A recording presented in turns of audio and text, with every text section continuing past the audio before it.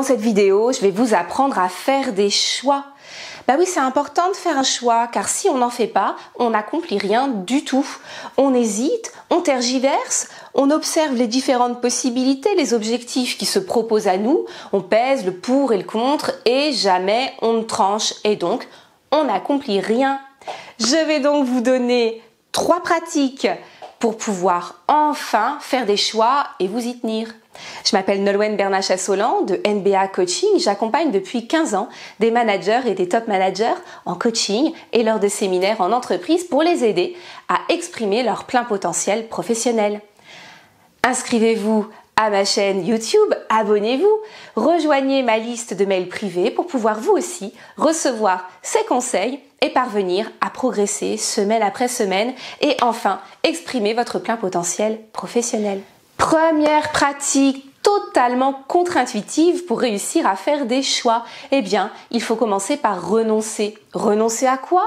À l'ensemble du champ des possibles, c'est-à-dire à l'ensemble des versions potentielles de vous-même. Souvent, lorsque mes coachés n'arrivent pas à faire un choix, c'est parce que ça suppose de renoncer à tout ce qu'il pourrait advenir s'ils avaient fait l'autre choix. Et donc, bien souvent, on préfère ne pas trancher pour pouvoir continuer à rêver, à s'imaginer joueur de piano, à s'imaginer se mettant à l'escalade, à s'imaginer devenant chef de projet, à s'imaginer déménager, partir travailler à l'étranger, toutes ces possibilités que vous envisagez, qui vous questionnent, mais pour lesquelles vous n'arrivez pas à trancher. Tant que vous n'avez pas réussi à vous focaliser sur un objectif, vous n'allez rien accomplir. Et donc, n'ayez pas peur qu'en renonçant, vous laissiez tomber certaines visions de vous. Car en ne faisant pas de choix, c'est pas que vous laissez tomber, ce n'est pas que vous renoncez, c'est que vous disparaissez puisque vous n'accomplissez rien du tout.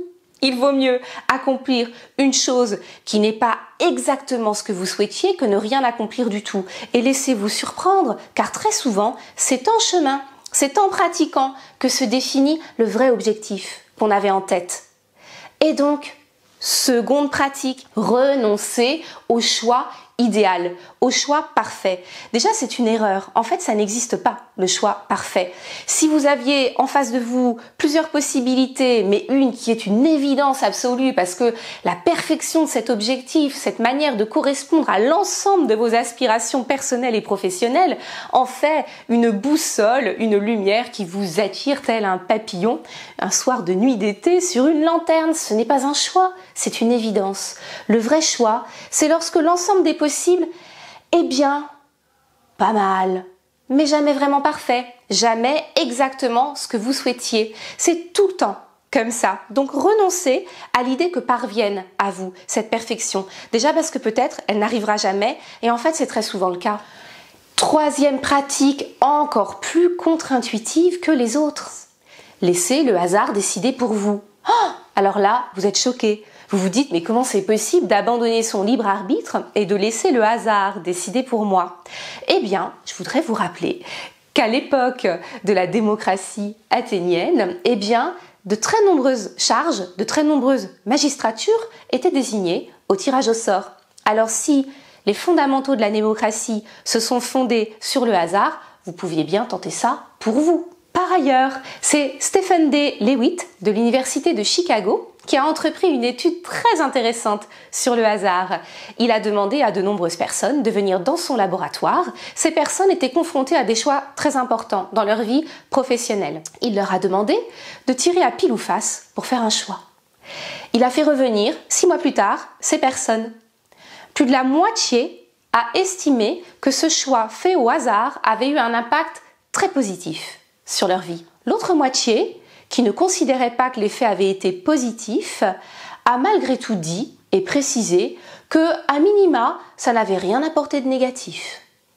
Donc vous voyez, vous n'avez pas grand-chose à perdre à tester le pile ou face. D'autant plus que je sais bien que si vous êtes là en train de regarder cette vidéo, c'est parce que vous avez plusieurs possibilités sous votre nez que vous avez déjà largement étudiées et donc aucune d'entre elles ne vous mènera à la catastrophe. La seule catastrophe, c'est de ne pas faire un choix, car en ne faisant pas de choix, on ne fait rien, en ne faisant rien, on ne se découvre pas et on ne parvient pas à trouver enfin cette perspective idéale qui nous correspondrait. Voilà, n'hésitez plus, Utilisez ces 3 outils, réfléchissez à ce que peuvent vous apporter ces renoncements, cet éventuel hasard pour vous permettre enfin de vous lancer dans l'action. Si cette vidéo vous a plu, signalez-le, abonnez-vous à ma chaîne YouTube et je vous retrouve bientôt pour plein d'autres vidéos qui vont vous aider à vous accomplir dans tous vos potentiels.